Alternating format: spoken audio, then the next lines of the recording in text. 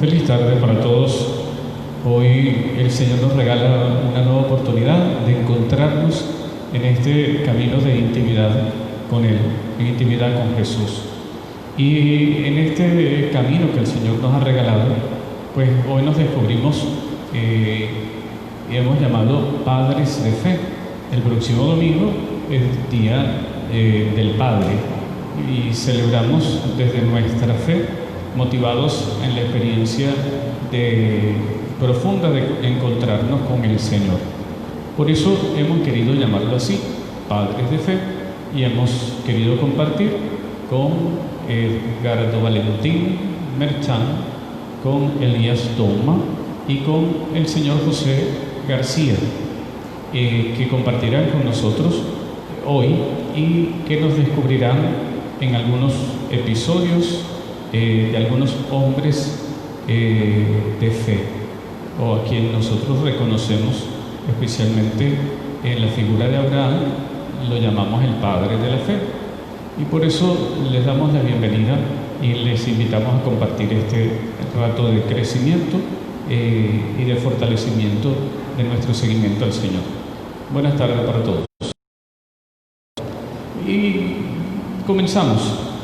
Hoy nos acercamos a la figura de tres hombres de la Biblia, dos del Antiguo Testamento y uno del Nuevo Testamento. Y comenzamos precisamente con el que llamamos Padre de la Fe, que en algún momento incluso algún sacerdote en una predicación dijo: ya va, que no es el Padre de la Fe, es el Padre de la duda, porque su gran duda le dio paso a la fe. Y en nuestro caminar podemos descubrirnos muchas veces en la ambigüedad, en la duda. Descubramos cómo pasamos de la duda a la fe. Hablemos de Abraham. Muy buenas tardes, gracias Padre por la invitación. Un honor en este programa, en este momento. Abraham, bueno, ¿quién nos describe la historia de Abraham? Nos la describe el libro del Génesis, desde su capítulo 12 exactamente hasta el capítulo 24. De tal manera que aquí nos dice que Abraham fue un patriarca, jefe de un clan, de una familia. Recordemos que el clan estaba compuesto aproximadamente entre 70 y 100 miembros. Dedicado este clan y esta familia al pastoreo, al cultivo, buscando tierras fértiles donde acampar, de tal manera que Abraham pues tenía una vida, digamos, nómada, y buscando siempre un lugar apropiado para poder mantener a toda su familia. Con Abraham se inicia lo que sería la prehistoria del pueblo de Israel. La fe que vive este pueblo precisamente da inicio a lo que hoy pues nosotros podemos decir son nuestros padres de la fe, nuestros orígenes.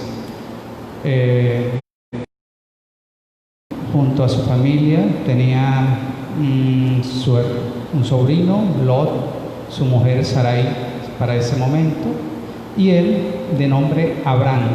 Todavía no tiene el nombre de Abraham, sino hasta el capítulo 17 que se nos va a contar más adelante. ¿Por qué el cambio del nombre? ¿Qué significa el cambio de nombre en el proceso que vive Abraham? En el libro del Génesis, y especialmente en esta historia de este hombre de fe, recordemos que una primera alianza que hace el Señor es con Adán y Eva, luego una segunda alianza con Noé en el diluvio, y la alianza eterna luego la hace con Abraham. Abraham en un primer momento sale de su tierra, movido por la promesa y la elección del Señor, lo elige y le promete una descendencia numerosa. Este es un primer acercamiento. En un segundo momento, descrito en el capítulo 17 del Génesis, el Señor llama a Abraham y le dice: voy a hacer una alianza entre los dos. Te daré una descendencia numerosa y una tierra fértil. Le promete entonces tierra y descendencia. Abraham no tenía hijos. En ese momento le dice el Señor: serás padre de muchedumbre. Por eso ya no te llamarás más Abraham, sino Abraham. ¿Era joven Abraham? Abraham, cuando sale de Ur de los Caldeos, tenía 75 años aproximadamente, según nos dice la Escritura, de tal manera que ya era anciano. Vemos que muy significativo un hombre a esa edad salir de su conocido solamente confiando en la palabra del Señor, en una promesa. ¿Cuándo aparece la duda? ¿Por qué hablar de alguna duda en Abraham? Fíjense que en el primer llamamiento Abraham no replica nada, ni siquiera pide garantías. Esto es interesante, porque el Señor le invita a salir de su tierra. Esto quiere decir dejar a la familia, dejar sus tierras, dejar sus seguridades. Aquí Abraham no pide explicaciones. ¿Cuándo pide explicaciones a Abraham y cuándo le embarga la duda? En este segundo momento, cuando el Señor le dice: voy a hacer una alianza entre tú y yo y tendrás una descendencia numerosa. Abraham le dice: pero está bien, yo creo en ti, confío plenamente, pero tengo 99 años. Mi esposa Sarai para ese momento es estéril, anciana, 80 años. Me prometes una descendencia numerosa, una muchedumbre. ¿Qué voy a hacer a esta edad? Y el Señor le invita otra vez a Abraham a confiar en Él. Te repito, Abraham, haré una alianza contigo, una alianza eterna y que perdurará por siempre. Hemos de reconocer que en el Antiguo Testamento, y es interesante porque Abraham a esa edad todavía no ha tenido hijos. En el primer llamamiento a los 75, pero ya va por los 99 en ese camino de búsqueda y de respuesta y no ha tenido hijos. Correcto. La promesa del Señor va en otra línea, que ciertamente podíamos decir en el ámbito natural estaba muy viejo para la gracia. Sin embargo, se trata de la promesa del Señor y que Abraham tiene que ir descubriendo. Otro tema interesante en el Antiguo Testamento es que quien estaba en paz o en bendición, eso se distinguía por la salud y por la descendencia. Un hombre era bendecido con bienes y con descendencia. La mujer era bendecida con la descendencia. Por eso no era muy bien vista aquella que no había podido tener hijos, aquella que no se había casado, aquella que no tenía marido. Y descubrir precisamente que aquel hombre bueno con quien el Señor quiere pactar, bueno, sí, gozaba sin duda de salud, gozaba de bienes, pero no de descendencia. Y ahí comienza esa alianza del Señor. Sí, es interesante ver entonces en esta duda, vemos que la fe va acompañada de una racionalidad también. Es decir, la fe no es ciega. Precisamente en la duda es cuando empieza a nacer la fe. Bien, como lo decía usted al inicio, pudiéramos llamar a Abraham no el padre de la fe, sino el padre de la duda, pero precisamente es ahí la riqueza, pues, ¿no? Y la confianza que nos transmite este padre de la fe, Abraham. ¿Qué nos enseña Abraham? ¿Qué nos enseña? Abraham nos enseña a confiar plenamente en el Señor. A veces, cuando nos embargan las dudas y las inquietudes, nos invita el Señor otra vez: aquí estoy yo. Abraham siempre estuvo confiado y creyó que Dios caminaba con él, con su familia, con su clan, con su gente. Y en ese momento Abraham pues nos enseña que a pesar de todo, Dios está siempre presente. ¿Fue padre espiritual o finalmente tuvo hijos?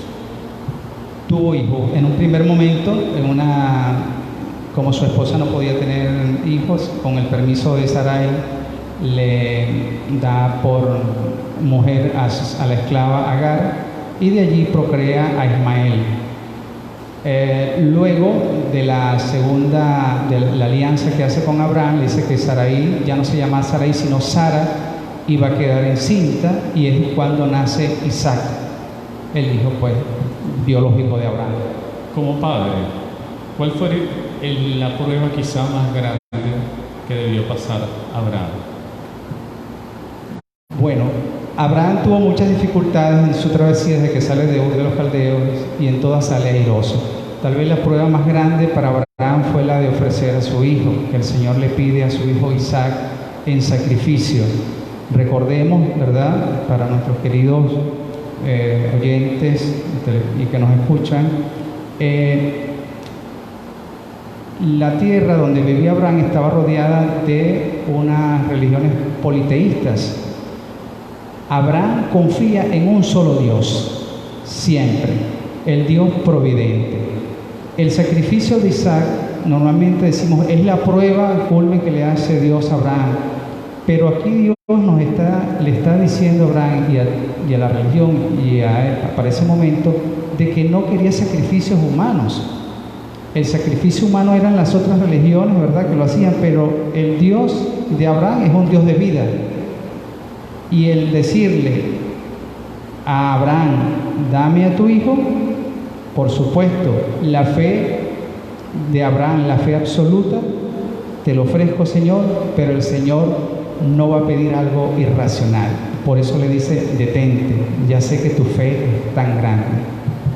Claro, el tema de ofrecer al hijo, preparan la hoguera, preparan la leña, preparan el fuego, y el hijo le pregunta, papá, ya tenemos todo, pero ¿dónde está el animal? Y ahí quizás fue un momento clave para Abraham descubrirse en Dios, porque el sacrificio lo tenía que hacer del propio hijo. Como bien dices, al final el Señor no se lo permitió y recibe de Abraham la fe. Un hombre, Abraham, ya en alianza, nos enseña a confiar en Dios. Continuemos con el canto y descubramos cómo en medio de la dificultad el Señor habla, el Señor se manifiesta.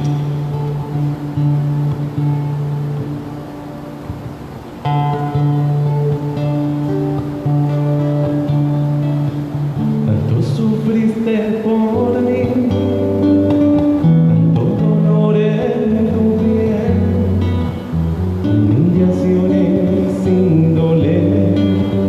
¿Qué pasó? ¿Qué tonto fui? Mi vida entera cambiaré.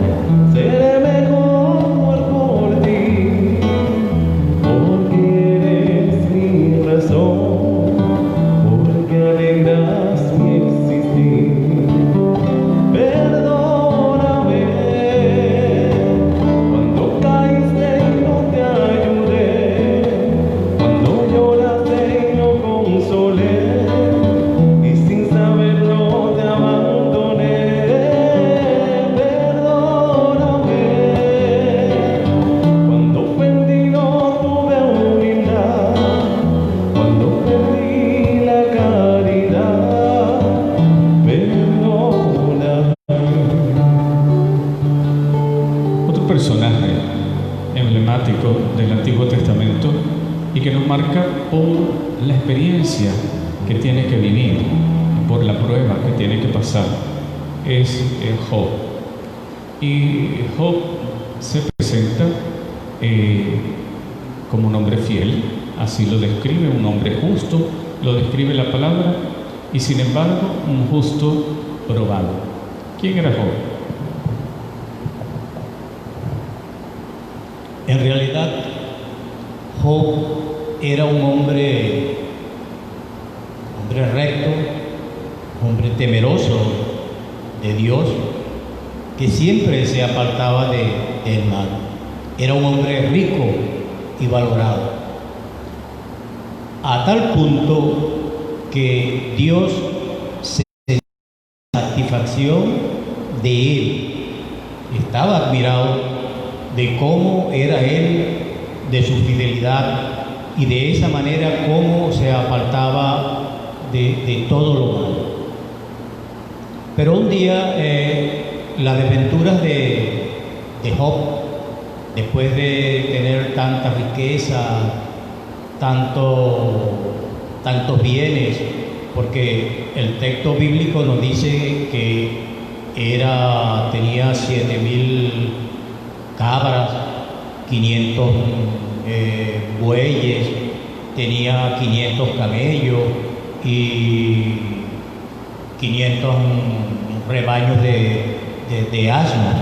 Era rico en ese entonces, y verse de la noche a la mañana en la miseria, y él decía que por qué, él no sabía el porqué de esa prueba, de ese sufrimiento para ese momento, a tal punto que él pierde todo: sus amigos, sus hijos y hasta su esposa. La esposa en un momento le dice: ¿hasta cuándo todavía confías en la integridad de tu Dios? ¿Todavía lo dudas? Y él no reniega en ese momento de su fe. Él se afianza más, persevera más y es más constante en su fe. Pero a Job comienza a desesperarse, porque él busca a Dios. Él no conocía a Dios, no tuvo contacto con Dios, pero sin embargo él solamente con contemplar la naturaleza, ya él pensaba o creía, confiaba que él era obra de Dios, que él era obra de la providencia, y no entendía el por qué Dios lo abandonaba. Él buscaba hablarle, a conversarle, pero Dios no aparecía por ningún lado. Es interesante descubrir en la vida de Job. Decía antes y explicaba la teoría de la retribución y de la bendición de Dios presente, y en Job su fe era inquebrantable. Sin embargo, nos enseña todo el relato de Job. Quizá podemos descubrir cómo la tentación está allí siempre latente, presente, porque dice el texto, palabras más, palabras menos, que se presenta el demonio y le dice a Dios: mira, ese te ama porque lo has bendecido, él te ama porque tú le has dado todo, empieza a quitarle las cosas que le has dado para que tú pruebes si es verdad que te ama. Y digo que es interesante, nuestra fe hoy pareciera que la movemos desde esa doctrina que está muy lejos de nosotros, pero que ha calado muy bien en nosotros, que si estoy bien, estoy en paz con Dios, pero si tengo algún sufrimiento, Dios se olvidó de mí. A veces nos movemos de ese modo, y es interesante porque este es probado, y es probado en todos los aspectos, como dice el señor José, en el familiar, en los bienes, todo. Que se inquieta, que sí, se inquieta, pero nunca reniega. Él pregunta: pero había un convencimiento en él de lo que había recibido y cómo lo había perdido. Sí, en realidad él confiaba en todo, sobre todo confiaba en Dios. Hasta los amigos que le decían, ¿hasta cuándo vas a seguir confiando? Él no, su fe no declinaba en ningún momento. Y él decía, inclusive se lo decía a la mujer, ¿acaso vamos a recibir de Dios todo lo bueno y no vamos a recibir lo malo? Entonces, el sufrimiento es parte de nuestro día a día y tenemos que aceptarlo, como dijo, lo aceptaba a partir de ese momento. En ese momento solo, abandonado, a tal punto que considera a Dios como su enemigo. Se siente en la oscuridad, pero siente allí que nace una esperanza. Se siente, él reconoce en ese silencio, en esa oscuridad, lo pequeño que él es y que se siente, comienza a creer que él es obra de Dios, que es criatura de Dios, y su fe comienza nuevamente a despertar. Es allí cuando siente la presencia de Dios, que Dios habla, y las cosas para Job comienzan a cambiar. ¿Qué nos enseña Job? Job nos enseña que en nuestro día a día nosotros debemos aceptar el bien y debemos aceptar el mal. Que a pesar de esas noches oscuras, los sufrimientos que nosotros tenemos o los sufrimientos que nosotros padecemos, entreguémoselos a Dios.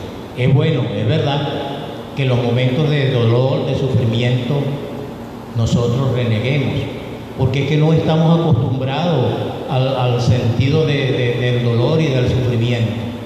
Pero en esas noches de soledad, de silencio, si los cristianos hacemos como Job, imitamos a Job, en realidad que vamos a tener ese encuentro grandioso con el Señor.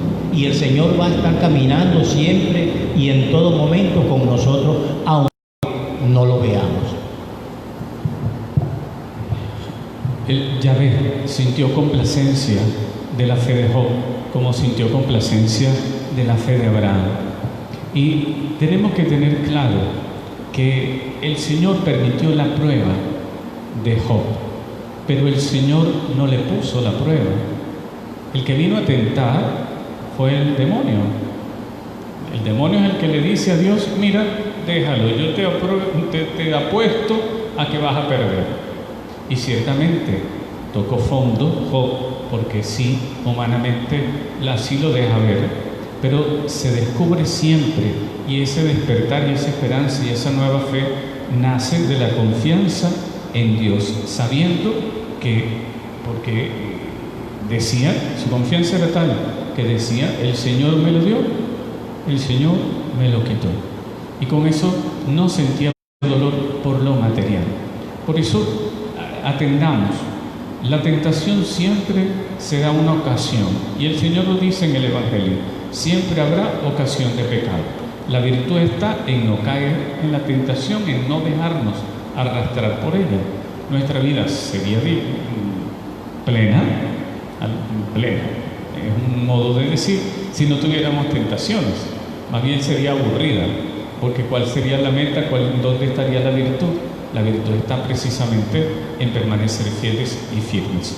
Por eso de Job también aprendemos la gratitud, porque así como lo había recibido, lo ofrendaba. El Señor me lo dio, el Señor me lo quitó. Desnudo salí del vientre de mi madre, desnudo volveré a Él. Nuestra confianza depositada en aquel que todo lo puede.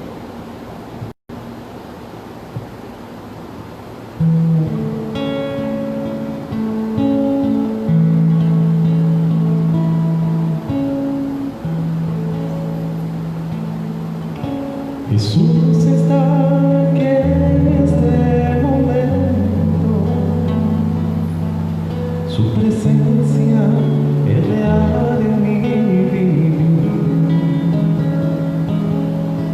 Entrégale los problemas, habla con Dios y Él te viene a ayudar.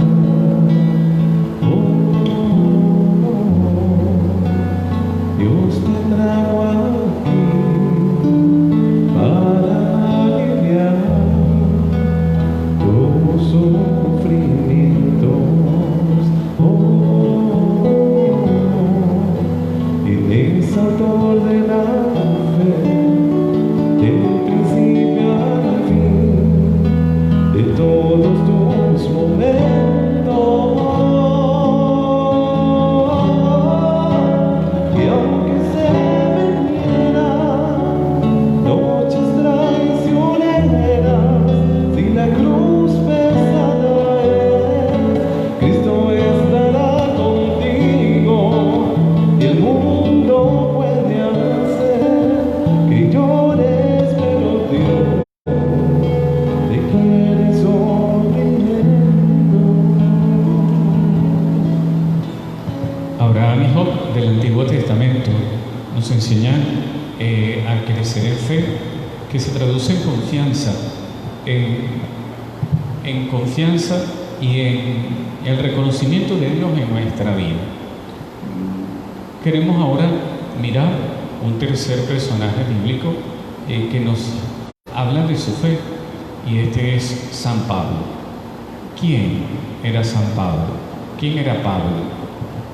San Pablo era un judío creyente, practicante. Él nació en el año 6 de nuestra era en Tarso. Su nombre judío era Saúl, pero que al final, cuando se convierte al cristianismo, se empieza a llamar Pablo. Él, mientras que vivía en Tarso, hacía sus estudios bíblicos, fue entrenado vivía en una familia acomodada de artesanos, fue entrenado en el oficio de la familia, que eran tejedores de carpas, y ya había llegado a lo más que podía haber estudiado en Tarso, y la familia lo manda ahora a Jerusalén, donde empieza a ser alumno del gran rabino Gamaliel, y ahí comienza a hacer sus estudios. Él tenía una característica muy importante, que era muy creyente, muy celoso de la fe, de todo lo que había aprendido, y protegía, y no nada más decir yo era creyente, sino que era muy la defendía a toda costa. Fue en ese momento cuando empieza a surgir este nuevo movimiento de los cristianos, esta nueva doctrina, que él, como buen judío, estaba en contra, y se daba la tarea de perseguir a todos los cristianos. De hecho, él inclusive se vio involucrado en la muerte de Esteban, cuando lo apedrearon. Con eso demuestra que él estaba sumamente comprometido. Para él no había medias tintas, era todo. Su fe era completa y su dedicación al 100%. Tanto que cuando a él lo mandan a Damasco, porque en Damasco estaba creciendo esa nueva doctrina, la doctrina cristiana, y lo mandan para allá, para que los aprese o los mate o lo que haya que hacer. Claro, era con la orden de apresarlos. Si algo no tenía Pablo era que era sanguinario. Ciertamente, él nos dice en los Hechos de los Apóstoles que estaba un joven llamado Saulo, y a los pies de él, una vez que matan a Esteban, él le pide como su venia, su aprobación, a los pies de él se da. Y es enviado a Damasco para apresar a los cristianos.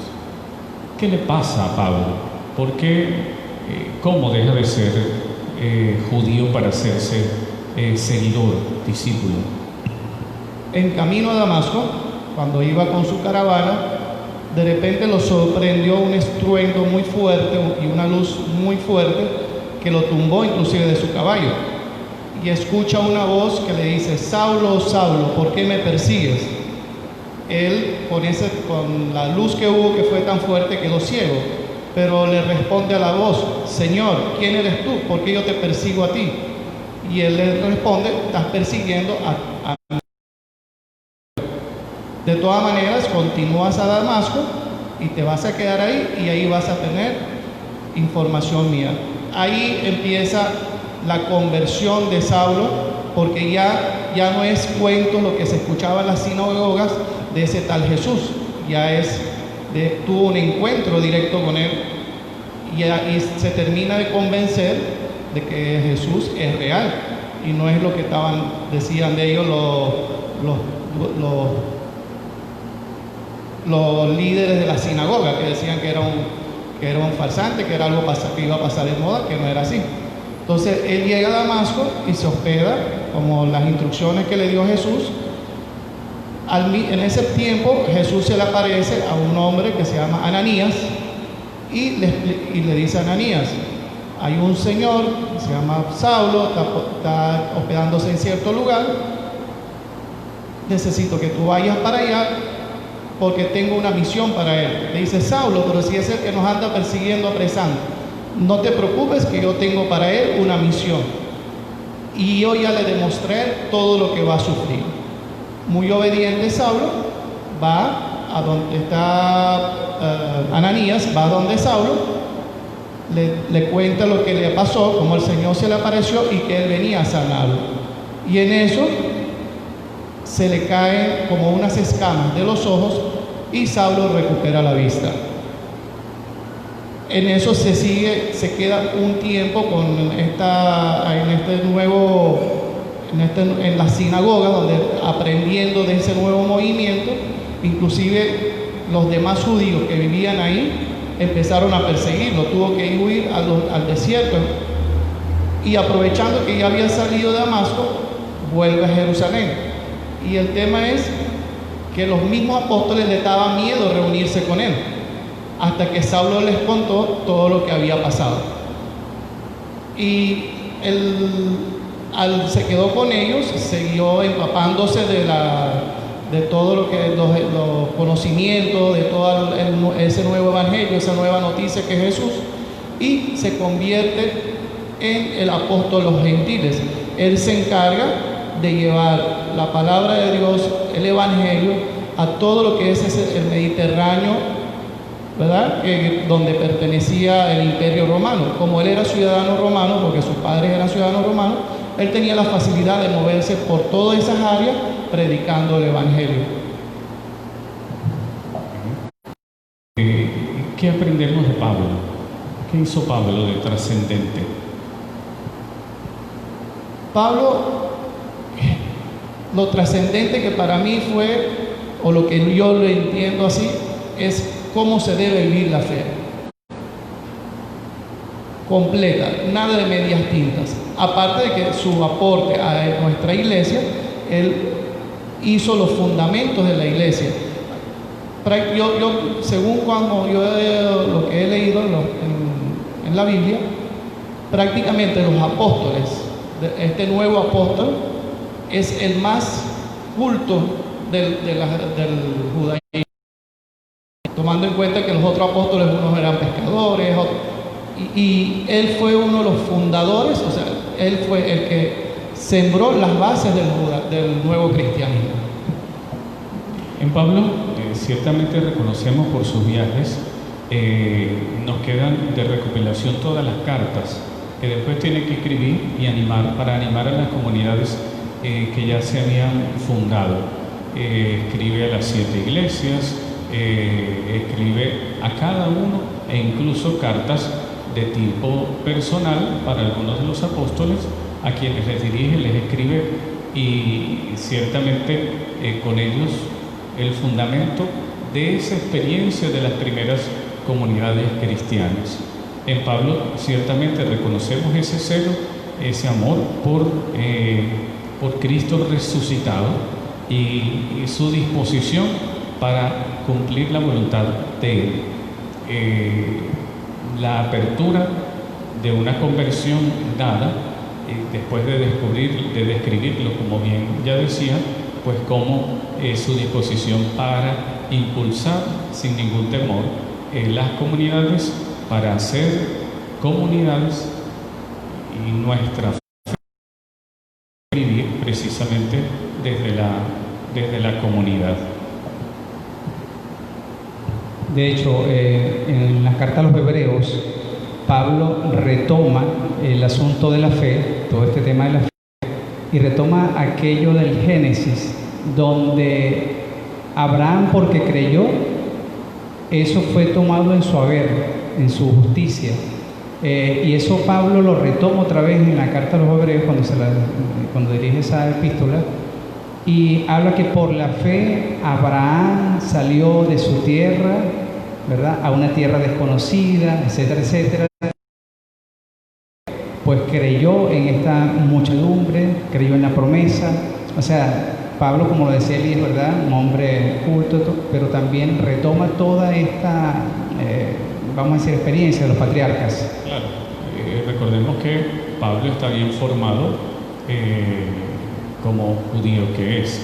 Luego, que es tema de harina de otro costal, que dirían, en la carta a los hebreos, algunos episodios parecen que fueran de Pablo, otros no está claro.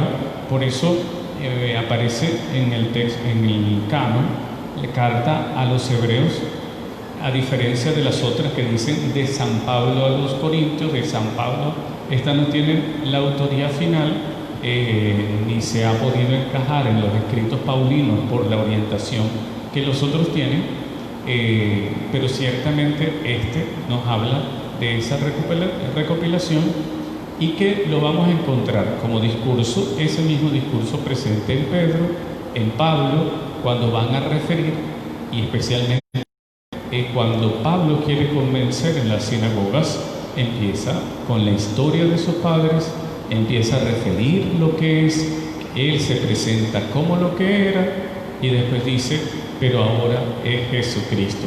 Tanto que un día le dijeron, ok, de eso vamos a hablar después. Hasta aquí todo muy interesante, pero de aquí para adelante no nos interesa. Eso le dijeron en la sinagoga y se tuvo que ir. Todo eso lo vivió como experiencia Pablo. Pero ciertamente reconocemos en estos tres hombres, ciertamente hombres que caminan en fe, aquellos que llamamos principios de nuestra fe, y por eso quisimos decir padres de la fe, y agradecemos su presencia en nuestra historia.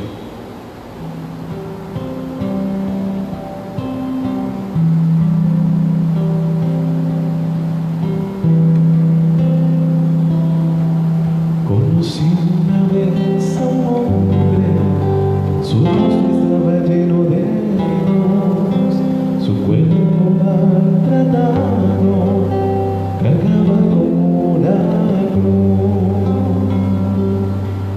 Él me dijo que quería que le ayudara a caminar, que le ayudara a mis manos, que le ayudara.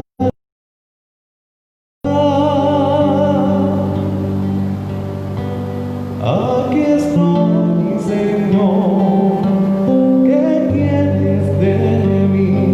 No soy nada, no tengo nada,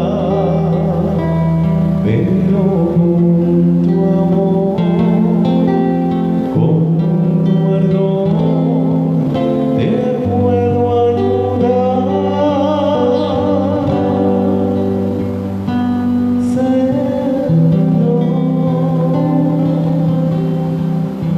La historia es que, bueno, ya Pablo, ya Job y ya Abraham hicieron parte de esa historia y de esa alianza que el Señor pactó.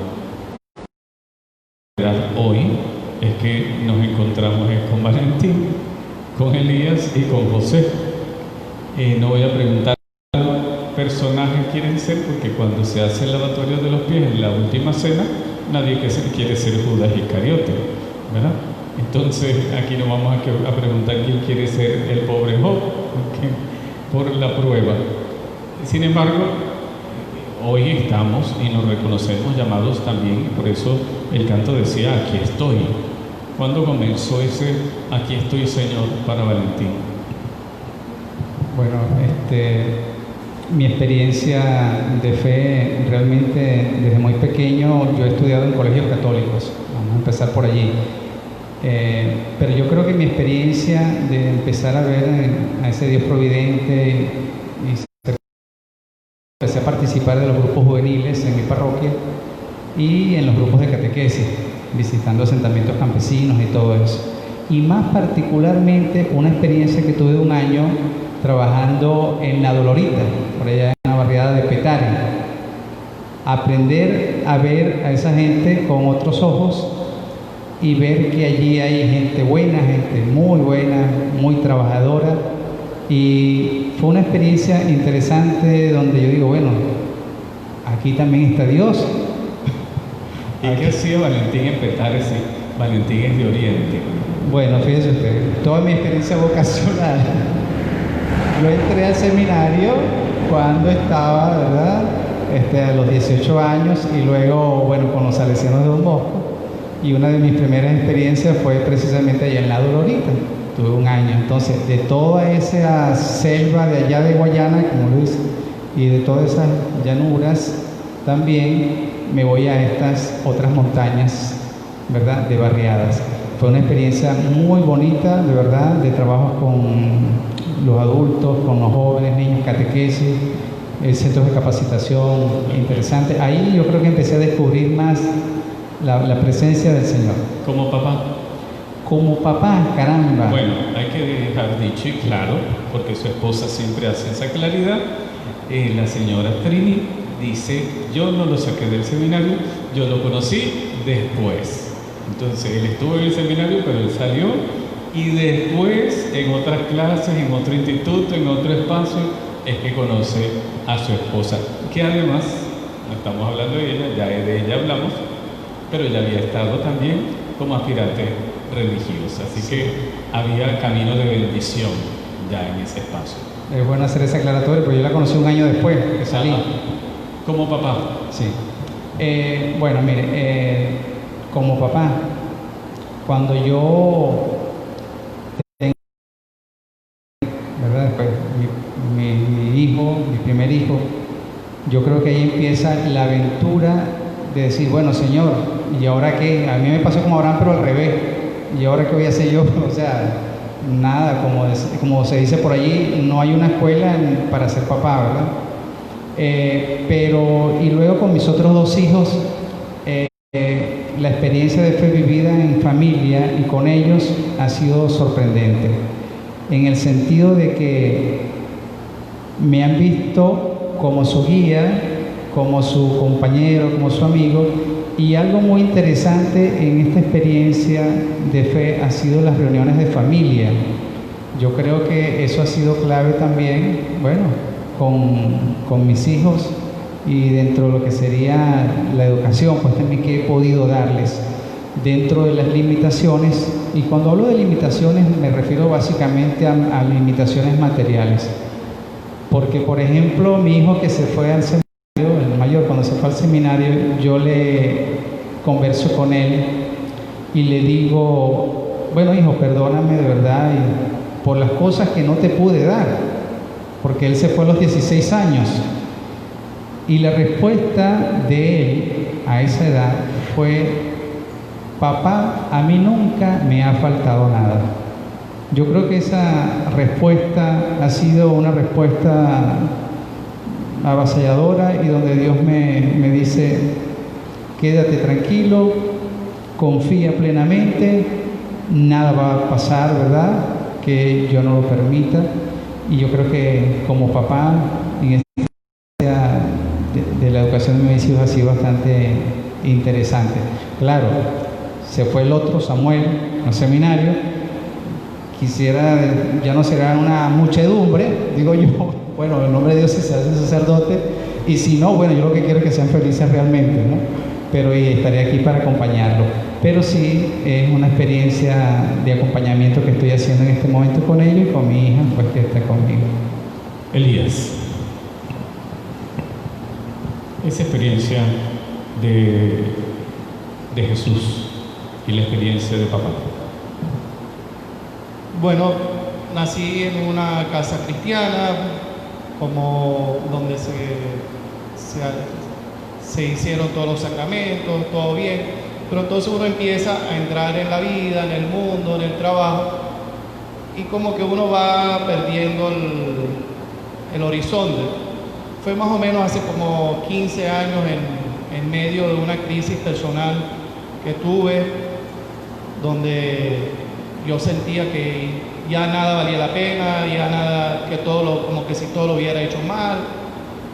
Y en esa época se me aparecieron unos ángeles de la Cofradía del Corazón de Jesús de San Francisco, que me hicieron acompañamiento, y ahí fui sanando, pero el encuentro personal, así como el relámpago que deslumbró a San Pablo, fue cuando estábamos, después de hacer oraciones, hacíamos lectura, y se leyó la lectura donde nuestro Señor le dice a Pedro: Pedro, tú eres la roca con la cual construiré mi iglesia. Yo en ese momento reflexiono y digo, nuestro Señor, que lo sabe todo, debe saber que Pedro lo iba a traicionar, y sin embargo lo escogió. Entonces quiere decir que también el Señor me perdona a mí, me quiere a mí. Y a partir de eso fue que me empecé a involucrar más en la iglesia, en la lectura, en la Biblia, y fue como el crecimiento, o yo digo como siempre, mi renacimiento como cristiano. Y no es fácil, y cada día intento ser mejor, tanto como hermano, como padre, como esposo.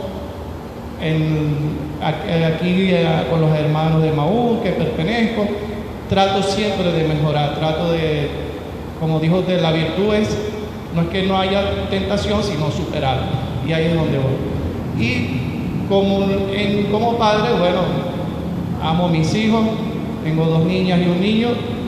Ningún hijo viene con manual, cada hijo es diferente, y trato más que lo más posible es de enseñarles los valores católicos, lo que es la misericordia, el ser comprensivo, que no importa si me equivoco, porque siempre el Señor nos da una oportunidad. Cada vez que sale el sol es el domingo de resurrección. Cada vez que nos levantamos es una oportunidad que Dios nos da para corregir. Si podemos dejar de equivocarnos, mejor, pero si lo hacemos, no se nos acaba el mundo. Tenemos que seguir y mejorar. De esa forma yo trato de llevar la fe en mi hogar. El señor José, ¿cómo va? ¿Cómo inició?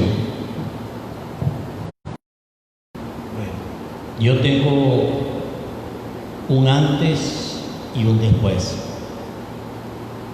Pero en ese después, yo recuerdo que un 19 de marzo del año 92 me llamaron a participar de un cursillo de cristiandad. Era por allí por el mes de marzo, el mes de San José, cuando en realidad el Señor me llamó a participar de ese hermoso movimiento renovador, como lo es el movimiento de cursillo. Y ahí estuve 3 días, 4 noches. Lo maravilloso lo mejor que me pudo haber pasado es haberme encontrado con el Señor en ese momento. De ese momento el Señor me despoja de ese hombre viejo en el cual yo estaba inmerso durante esos primeros 30 años, y me reviste pues de ese hombre nuevo, el hombre de la gracia, y de ahí me lleva de la mano, porque yo me dejé llevar de la mano, y donde él me llamaba, allí iba, porque desde ese momento yo no he dejado de participar en ninguna actividad, y siempre estoy donde él me necesita, atendiendo a su llamado, en la parroquia, con el párroco, en lo que me necesite, porque siento que es mi tarea como laico, que tengo que trabajar por la restauración de ese plan, el plan de Dios. Y como papá, bueno, en realidad es una experiencia muy bonita. Al principio uno como que se reniega un poco. Yo al principio siempre quise un varón, pero la sorpresa que uno cree una cosa, uno planea una cosa, pero Dios te da otra. No es lo que tú digas, es lo que yo diga. Me bendijo con 3 hermosas hijas. Y lo mejor que me ha podido pasar ha sido eso. Pero no solamente eso, sino que yo decía, cónchale, pero 3. Entonces, uno tiene que cambiar. Y como padre, porque si yo tengo que ser testigo, tengo que ser ejemplo para ella. Y he tratado por todos los medios de ser el mejor padre, el padre más responsable que ellas pudieran tener, y de que ellas tengan lo que en realidad yo no tenía. Pero sin embargo, al igual que Abraham, Dios me bendijo. Yo tengo 3 niñas y tengo 2 varones. Las 2 primeras están casadas y eso ya forman parte de mis hijos. Es más, tengo 2 nietos, una nieta y un varón, que gracias a Dios, y qué más le puedo pedir, y le doy gracias a Dios por todas las bendiciones y luces que Él me ha dado. Bueno, las hijas estaban bien hechas, los otros no saben. De Lino y de Juan no podemos dar razón, y del que viene en camino menos, así que, pero bueno, bendecimos al Señor por la vida de cada uno de ustedes. Mañana el domingo celebramos el Día del Padre, pero mañana también celebramos la fiesta del Sagrado Corazón de Jesús. Por eso le vamos a pedir al Señor que este encuentro de intimidad, pues lo hacemos con Él. A Él le presentamos sus vidas, sus historias, y le pedimos al Señor pues que siga caminando a nuestro lado.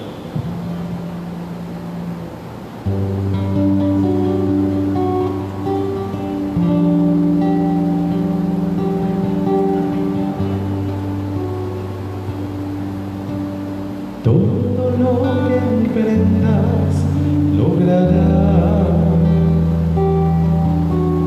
Todo lo que quieras alcanzar. Si tienes fe, cuán grande y firme así se te dará. Pon tu corazón, pon el Señor, entrégate en sus brazos sin duda. Amale, deposita en él tu confianza y nada te faltará. No tendrás nueva vida sin la fe de que sigue sin saber a dónde vas, y serás del tamaño de tu fe lo que puedas alcanzar. Si la tienes, crecerá. Señor Jesús, te alabamos y te bendecimos en esta hora. Proclamamos tu misericordia para con cada uno de nosotros. Presentamos la vida de estos hermanos nuestros, Valentín, Elías, José, y con la de ellos, la de todos los padres, a quienes celebramos en estos días próximamente. Que tu Sagrado Corazón les conceda un corazón generoso, dispuesto al amor, a la misericordia, al perdón, que puedan descubrirse llamados, que puedan descubrirse en alianza, que puedan asumir cada prueba desde la bendición de tu amor. Los presentamos a ti, Señor, para que, sintiéndose llamados, puedan ser testigos, como lo fue Pablo, puedan ser verdaderos discípulos, que cada uno con lo que sabe hacer en el desarrollo de su vida, allí pueda manifestar tu gracia, tu bendición. Lo presentamos a ti, Señor, de la misericordia. Te bendecimos.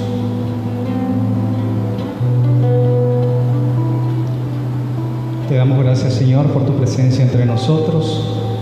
Te pido que tu bendición alcance a todos los padres, padres biológicos, padres espirituales, que les aumente su fe, que les levante su esperanza, que entre las dudas seas tú, Señor, su fortaleza, su alimento. Gracias, Señor, por tu presencia en cada una de las familias. Te pedimos, Señor, que las bendigas, que les des tu mano, tu providencia les alcance todos los días. Amén.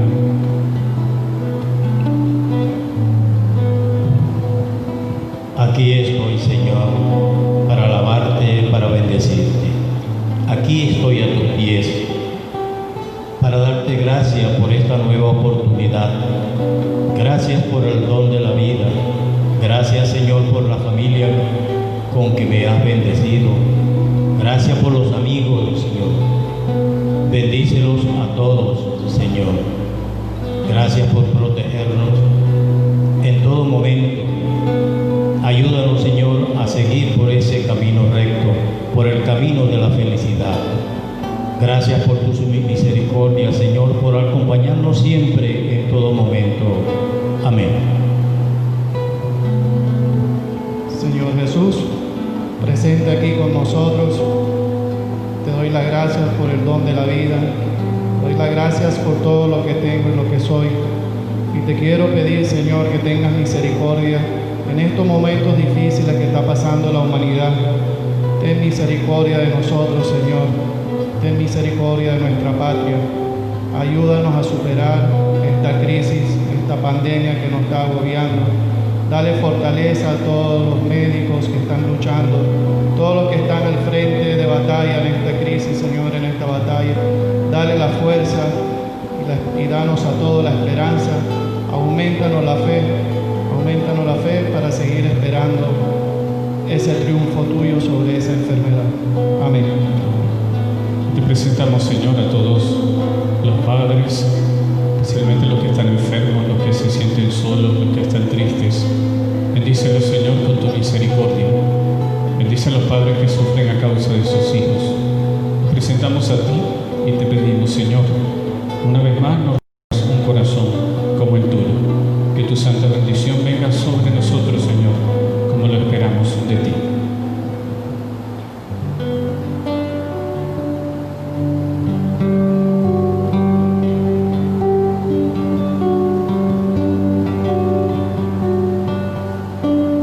Todo lo que emprendas lograrás. Todo lo alcanzas. Si tienes fe, cuán grande y firme ser, así se te dará. Pon tu corazón con el Señor, entre sus brazos, sin duda, a valer. Deposita en tu confianza y nada te faltará. No tendrás nueva vida sin la fe. ¿De qué sirve caminar sin saber a dónde vas? Y serás del tamaño de tu fe lo que puedas alcanzar si la tienes crecer. Bendecimos al Señor por este momento. Gracias, Valentín, Elías, José. Que el Señor les bendiga, ilumine sus pasos y les alcance las bendiciones que más necesitan. Feliz Día del Padre para ustedes, feliz fiesta del Sagrado Corazón de Jesús y feliz Día del Padre para todos. Amén. Gracias, Padre.